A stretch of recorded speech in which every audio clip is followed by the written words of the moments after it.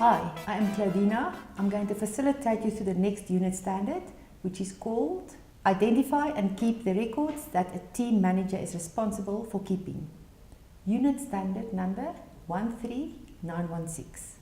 By the end of this unit standard, you will be able to explain why organizations record and keep information. Name and describe the type of records that are specific to the work of a team. Record and report team achievements against agreed targets. Record aspects of an individual performance. Some of the most important records for an organization to keep is their financial records, and that normally needs to be kept for 6 years. Pay as you earn records should be kept for a minimum of 3 years. We also need to keep a record of our receipts and expenditure of the organization. The receipts are people who pays us, and the expenditure is the payment we do to other people. Records need to be kept for goods we purchased and sold. Each company has their own unique way of storing and keeping their records. Let's have a look of the 6 basic financial records that we need to keep. The cash sales book, the cash purchase book, the cash book summary, the sales ledger, the purchase ledger, and the wages book, only needed if you employ staff.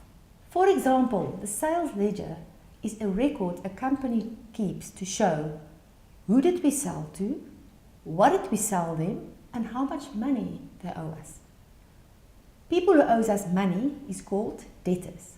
The purchase ledger, on the other hand, is a record a company keeps of the people that we have purchased our goods from, what did we purchase from them, and how much money we owe them. People we owe money to is called creditors. As a junior manager, there are typically 3 areas where you will be involved. The first area is the sales administration. The sales administration function may require you to looking at key performance indicators of subordinates, maybe helping make a sale or pass a credit note. As a junior manager, you can also be involved in system administration, whereby you're responsible for improving the company's processes. Office administration may also be part of what you're doing, such as the general well-being of the office, buying supplies, looking at petty cash. Employee records is another type of record that is also very important for an organization. For example, the employee's job description, the date on which the employee commenced, the hours of work, remuneration particulars, leave provisions, and lastly, notice period. Obviously, the most important thing for a company is to make profit. So how do we measure profitability? There's the gross profit margin, operating margin, net profit margin, and return on capital employed. Also, keeping records of our customers is very valuable. For example, sales data. What are we selling the most? What are we selling the least? Complaints are another useful way where we can look in improving our services and products. Using questionnaires can also be a way of understanding where we are going wrong and what are we doing right. Another modern way is to make use of a mystery shopper to see where we can improve our services and products. Let's deal with the concept of benchmarking. It is the process of comparing company A with the same as company B. For example, let's say company A is making more profit than company B. We can compare which one is more efficient. Earlier, we mentioned the term KPI, which stands for Key Performance Indicator. So when we do an individual KPI, we don't want to have more than 5. For example, a KPI can be arriving at work on time or produce so many goods for the day. A team can do more than is expected of them and exceed their KPIs. We know that team performance have a significant influence on an organization.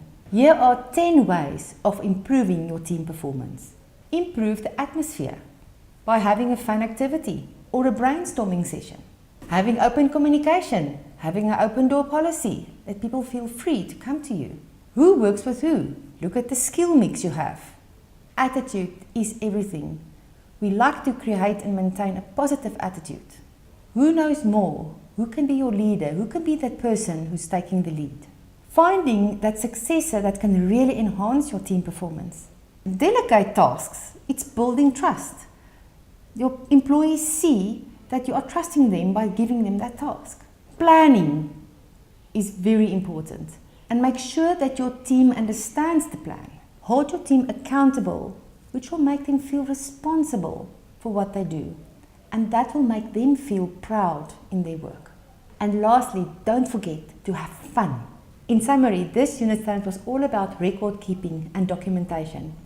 Remember, the job is not done until the paperwork is done. Thank you for listening to me, and good luck with your online self-assessment.